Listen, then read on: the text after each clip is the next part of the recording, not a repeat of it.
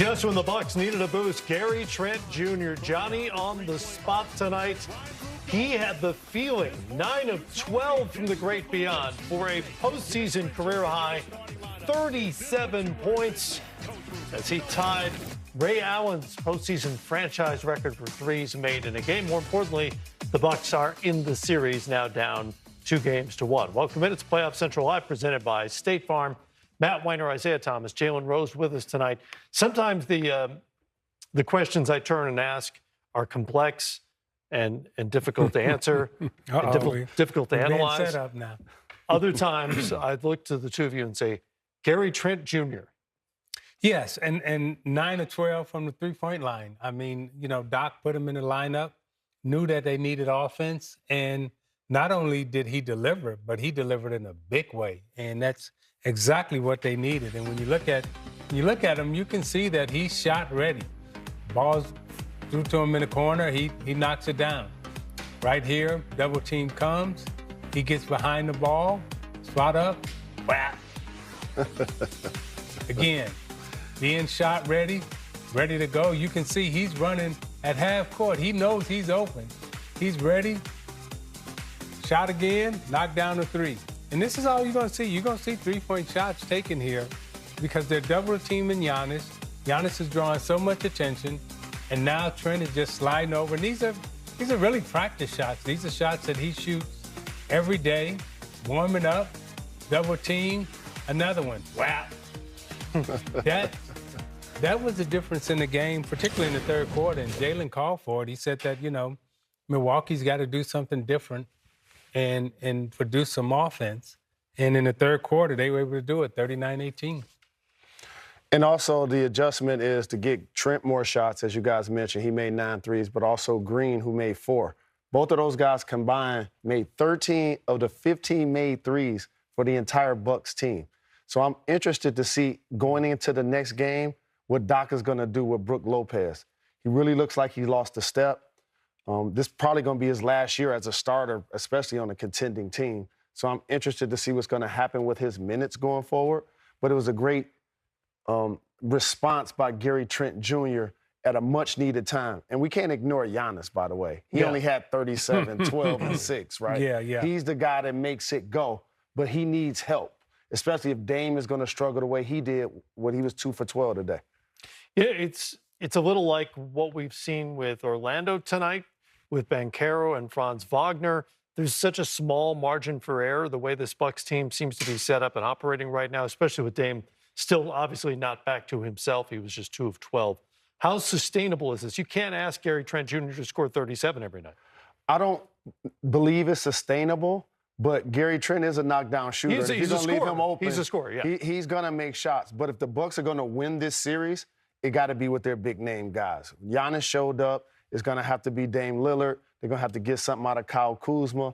Portis did give him double-figure scoring, but it's going to take multiple efforts by multiple people if they're going to actually win this series versus the Pacers. Yeah, and I think with Milwaukee, the key is Lopez, right? He doesn't have the foot speed anymore to keep up with Indiana's fast-paced offense right now. So Doc's going to have to make a decision, which he made tonight. He's going to lessen Lopez's minutes. He'll get some more players in there who can keep up with the Pacers lineup. And it's not like the Pacers are going to post up, so you don't necessarily need the huge body. Miles Turner took 6 of his 9 shots from three-point range. It's about speed right now for Milwaukee. Can they match Indiana's speed moving forward? And I think if they make the adjustments that they made tonight, they got a good opportunity to do that, particularly at home, because you run faster, shoot straighter, and have more energy at home. Jericho Sims is their primary backup big, but it might just be that Doc chooses to go small for most of these games. I think he goes small. Maybe consider putting Bobby Portis in the starting lineup, for example, because he'll be a guy that's kind of switchable out on the perimeter versus an Indiana team. And when you look at the Pacers, Miles Turner, he was 1 for 9. Mm-hmm. I'm curious to see if they're going to find ways to get Mathurin more minutes. To me, he's like a player that if Indiana wants to make a long run, I know what I'm going to get from Pascal. Miles Turner is a veteran, Halliburton at the point. I know what I'm going to get from those guys, but to me, he's a wild card. Mm-hmm. They got to find more minutes, more shots, and more opportunities for him. Siakam was terrific. He had 28. Aaron Nesmith knocked down 4 threes after a career-best shooting season from three-point range. The 14 turnovers for 22 points did hurt the Pacers, more live ball turnovers, because they did rack up 32 assists. The way their offense works, they pass more than any team in the playoffs so far. It is a different challenge for Milwaukee, but if they're going to force a few turnovers, that makes for easy baskets for the Bucks, and their offense looks a lot better. Absolutely. Indiana's as good as it gets is pass, move, and cutting. Like, if the ball's in your hand for longer than 2 seconds, then you got to get rid of it or make a play. So they're one of the best teams at doing that. But for Milwaukee, again, as we talked about, they're starting 2 7-footers. When you're starting Lopez, you're starting Giannis, I think you got to consider now to go a little bit smaller, be a lot more switchable out on the perimeter, especially since Lopez he wasn't the fastest guy already. Yeah. He definitely lost a step. Yeah. And Indiana depends on your defense breaking down. 4 or 5 passes, they believe that they're going to get a good shot. Mm-hmm. They make you move. They depend on you to make a defensive mistake. And Milwaukee was disciplined tonight where they didn't make many defensive errors. They didn't have many lapses. And consequently, Indiana struggled, particularly in that third quarter, to score. Mm-hmm. By the way, Trent also had 4 steals. And I mentioned Dame struggled from the field. He made some defensive plays tonight. He's not known as a defender. He had a couple of blocks. He had a steal or 2 at least. All you can ask for is effort on that end of the floor if you're not going to hit shots, and he was not hitting shots tonight. I mentioned Orlando earlier tonight. They held on against Boston to get back in that series. Banchero, Wagner combined for 61 of their 95 points as they hold off the Celtics, who are without Jrue Holiday tonight, 95-93. Here's Wagner afterward.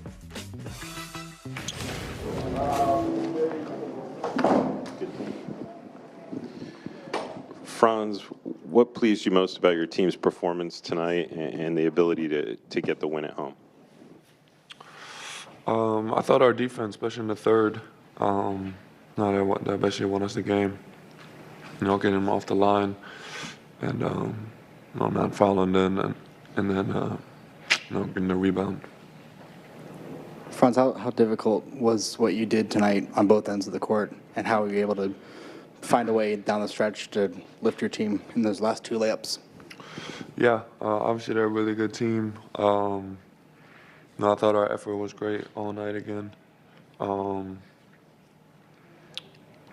thought we didn't, start the first half great and then ended it pretty bad too.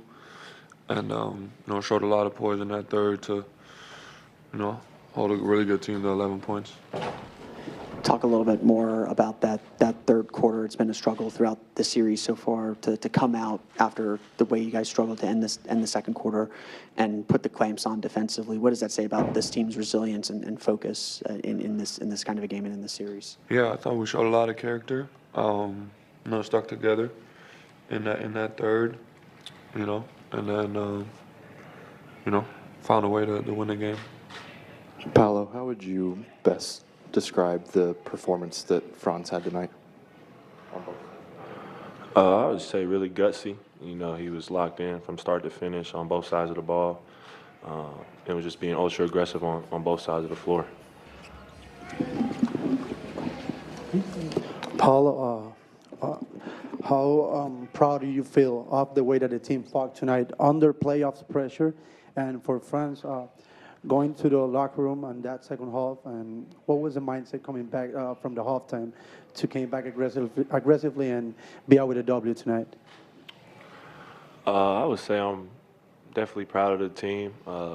We knew coming back down 2-0, we was going to have to, do whatever we could to get this game and give ourselves a chance to tie it up 2-2. So just proud of, how we didn't allow, some of their runs and some of their plays that they made, affect us, and we just kept playing and got the win. Paolo, they were able to come back there in the fourth quarter, kind of another back and forth affair.